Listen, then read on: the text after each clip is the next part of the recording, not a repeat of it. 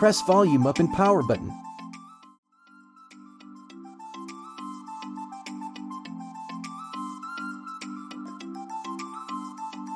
Connect to the USB cable for PC.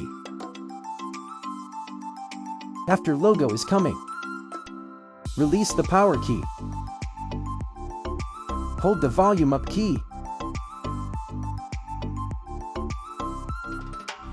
Recovery mode is coming.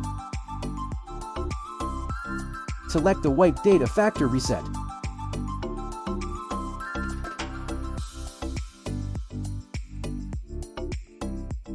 Factory data reset.